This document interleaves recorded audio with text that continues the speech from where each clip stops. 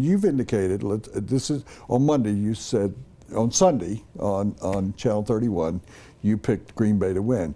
You Correct. kept up with that Monday. Yes. I'm not disputing you. But You're just throwing me under the you're bus. still, no, you're I'm still, kidding. well, you have kidding. a right to do it. No, look, I I'm picked just the telling the way I Broncos to feel. lose. I mean, I picked them in the past. Right now, on Wednesday, and I don't have to commit yet, on Wednesday, I'm saying the Broncos are going to win. You're still going with that feeling. If That's what my head says. What do you think is the most important indicator of how they play or whether they win the game? If they win the game crummy, that's an old world word. If they win it like they won at Cleveland, Ugly. Is that going to change your mind about them? Or if they lose, playing pretty? Well, what's first, more important I to do you? think this is the litmus test for them. I do think that this game will indicate whether or not they're a Super Bowl contender. If they win ugly or win crummy, I think that's great. That tells me that despite the fact the offense is struggling, they can still win this way. I assume that you're telling me they're going to win with defense again.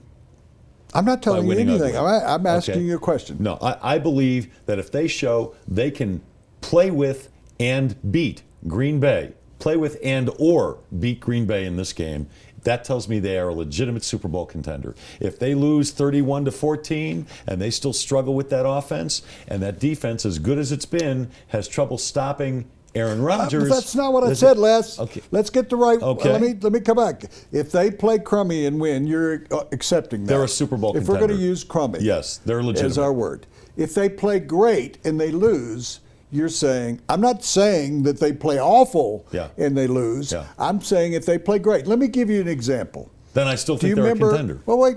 I want to get to it. Do you right. remember Brett Favre's last appearance here? The overtime game?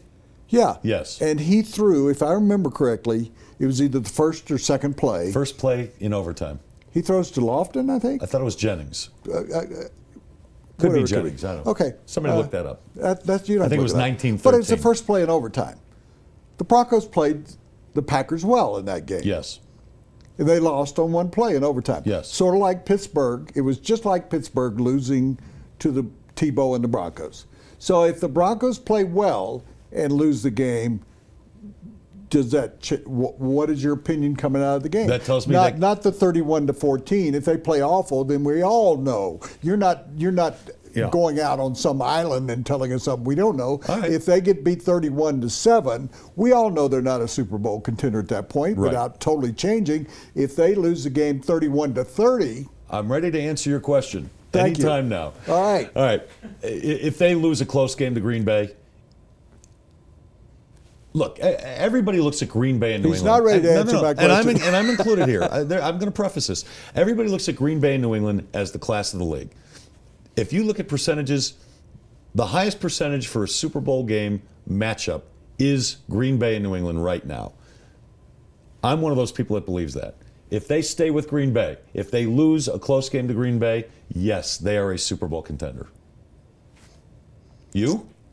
if they win under any conditions, I'm not still calling them a Super Bowl contender. Why not? If they win like they did at Cleveland, I don't care who it's against. But you're beating one of the better teams in the league. But if you don't play well, that's why I keep. What does that that's tell why you, I came though? back to If it. you don't play well and you still beat one of the Well, better then teams in the that- league, doesn't that make you a pretty good team? Yeah. Okay. Thank you. You just answered my. You just agreed with me. That makes you a pretty good team. Oh, but not a Is Super that Bowl what you want? contender. Is a pretty good team? Well, I think a pretty good team is a Super Bowl No, contender. that's my that is definition. so totally that is so totally wrong. A pretty good team is Carolina last year Team that went to the playoffs but lost in, what, second round? in Seattle, I think. Yeah. A pretty good team is New England coming here a couple of years ago and losing. My definition of a pretty good team is a team that has a legitimate Super Bowl chance. Well, that's not a way to describe There are a no Super great Bowl. teams in this league right now. Sure there are. So, Hello. You think New England's Green great? Bay Packers are a great team. Oh, I don't know about that. I don't think they're a great team. I don't think there's a great team in this league right now. I don't. Okay, so you think So your description, I'm just trying to get this on the record. Okay. Your prescription, your description and your prescription is that you can get, actually is a Freudian slip that worked. Your prescription to get to the Super Bowl is to be a pretty good team. Yeah. So we have a Twitter follower that asks, what if the Broncos play ho-hum and get a tie? What if the Broncos play ho-hum and get a tie? A tie to me is competitive with one of the best teams in the league. So they're a really good team. Here's what I'm going to tell you that a tie happens so rarely in the National Football League. About once every couple of There's years. a better chance of me getting the Powerball. What do you mean every couple of weeks? Years. Yeah. About once every couple of years. You got that's what I'm saying. I doubt it even happens that often. It happens about once every 4 years now. The last time it ever happened with the Broncos was before they had the tiebreaker. They tied Pittsburgh in the 70s or 80s. Before I got here. Yeah, I don't ever remember covering a tie.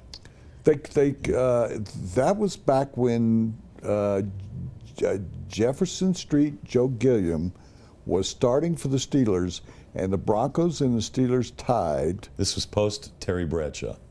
No, Terry Bradshaw was not the starting quarterback then. It was in the late 70s. I think during John Elway's career, if you look up John Elway's career, he's got one tie. Brett Favre has one tie on his record. Peyton Manning has no ties. So Twitter follower that's writing us, it's not going to happen. So I don't respond to hypothetical questions. It's not going to happen. Who sponsored that segment? Golf Aurora, fall golfing. It's a gorgeous time of the year. I thought about you this morning, and I don't often, but I had begged you to go out before the season was out and play golf. You're not ready because of your allergy problem. I don't want to get you out. I'm fine. I'm working out every day. Except I don't want to get you out on a golf course and put you in a situation where you don't know what you're allergic to, do you? Pollen, yeah, I do. Ragweed and mold. Well, don't you think that's going to be on a golf course? Might be a little ragweed, yeah. Yeah. I'll wear one of those masks, you know. I don't want that. I saw a golfer last week in one of the tournaments wearing it. The one in Asia. Surgical mask? The President's Cup? Yeah. Nah, that's a bad look. I don't like it on buses. I don't like it on trains because I think makes you a little paranoid, doesn't it? It's fall golfing time, and check out the weather outside. You know it. It's time to hit the City of Aurora golf courses. And at golfaurora.com, you can now reserve. This is what I like. You can reserve your fall game on 6 different courses. You just go online to Golf Aurora. I've done it. Long before they were sponsor, I would go and look, and I'd go, oh, Common Grounds. I can go play Saddle Rock. I can go there. Courses all over Aurora, no matter where you live. It's easy to get to. They've got championship layouts. I've mentioned it over and over again. Common Grounds was used in the U.S. Amateur in the early rounds. They don't go to crappy golf courses. And they've got an 18-hole executive course, which I think is the course I want to take you to, because you might be able to break 100 on a course that's got a 72. Is it a par 3? Well, they got a few scattered in par 4s, but it's mostly 3s with maybe 2 or 3 par 4s. Yeah, but I can hit the long ball. I like the longer courses. Okay. All right. All are open to the public at a great value. AuroraGolf.com.